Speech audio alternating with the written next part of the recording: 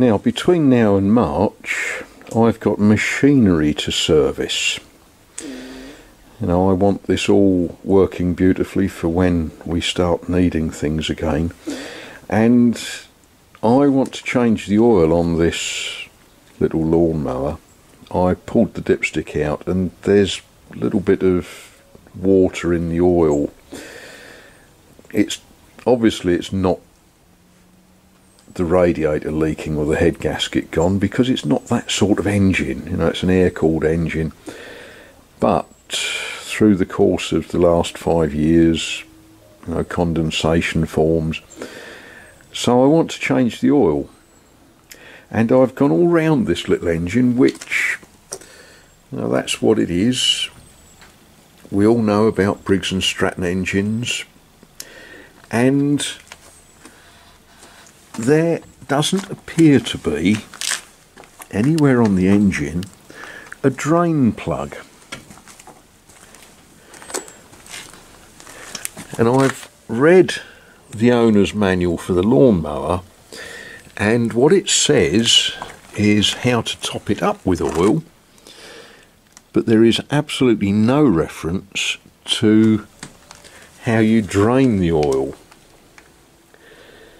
So, if any of you got any ideas about that, I think, because of the other problems this lawnmower has got, I think I'm going to take it apart, take the engine off. You know, you can see that the paint has stopped sticking to the metal. This particular lawnmower is the cheapest model that is available here, and I suspect it's made for running for 5 years and throwing away. Well, that's not going to happen. It's going to be working for another 10 years for me.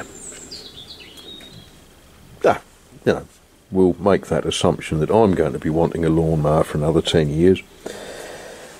But I would like to do some restorative work and make this more beautiful. But I've got a, oh look, livestock. I've got a feeling that I need to take this engine off, and I need to